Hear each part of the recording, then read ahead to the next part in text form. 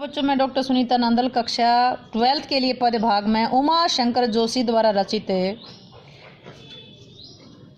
छोटा मेरा खेत के प्रश्नोत्तर लेकर आई हूँ। तो प्रश्न देखिए, छोटे चौकोने खेत को कागज का पन्ना कहने में क्या अर्थ निहित है। एक कागज का पन्ना है, ये मान के चलो, जो बुक का पन्ना है ये कागज का पन्ना है, ये कोरा कापी का पन्ना मान के चलो, पेज मान के चलो। कवि अपने कवि कर्म को किसान के कर्म के समान बनाता है, बताता है। एक तरफ तो कवि जो कविता बोता है, एक तरफ किसान अपना बीज बोता है। अर्थात कविता की रचना खेती करने जैसी है। कवि रचना रच रहा है और किसान खेती बो रहा है। इसलिए कवि ने कागज के पन्ने को एक छोटा चौकोना 4 कोनों वाला खेत कहा है। जिस प्रकार खेत में बीज बो करके उसमें पानी खाद दिया जाता है, फिर उससे अंकुर, फिर फल फूल उत्पन्न होते हैं, उसी प्रकार कागज के पन्ने पर कवि के संवेदनशील भाव शब्दों का सहारा पाकर प्रकट होते हैं, जिससे पाठक को आनंद प्राप्त होता है।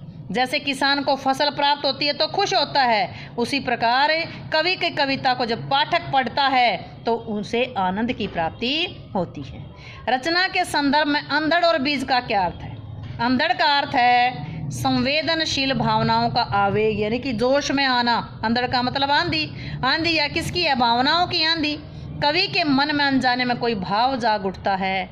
जैसे एक दुबले पतले भिक्षुक को देख करके निराला के मन में भावनाओं का अंधड़, भावनाओं का तूफान खड़ा हुआ था और उसने भिक्षुक कविता की रचना कर दी थी।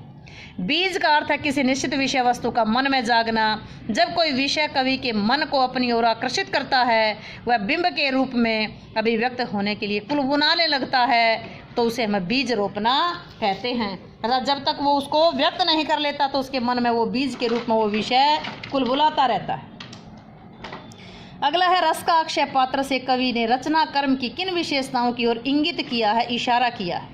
कवि की काव्य रचना को रस का अक्षय पात्र आपने महाभारत में देखा होगा कि द्रौपदी की रसोई में एक अक्षय पात्र होता था, जिसमें से कभी भी यानी कि अन्न या भोजन खत्म नहीं होता, तो अक्षय पात्र उसको कहा गया है।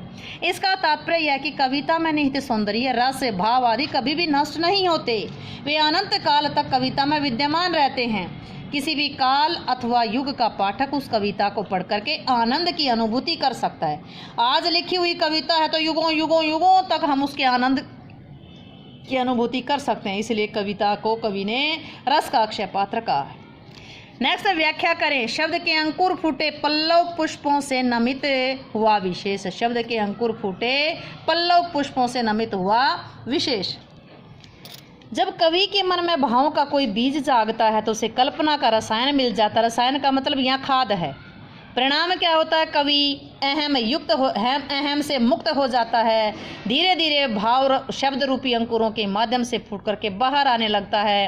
अंततः कवि के विशेष भाव पत्ते, फल, फूल के समान विकसित होने लगते हैं। जैसे पौधा फल फूल से लदकर झुक जाता है, उसी प्रकार कविता पाठकों के लिए अपनी भाव संपदा समर्पित करती है। रोपाई क्षण की, कटाई अनंतता की, लुटते रहने से जरा भी नहीं कम होती। व्याख्या कीजिए। कवि कहना चाहता है कि कविता में बीज तो पल भर में बोया जाता है।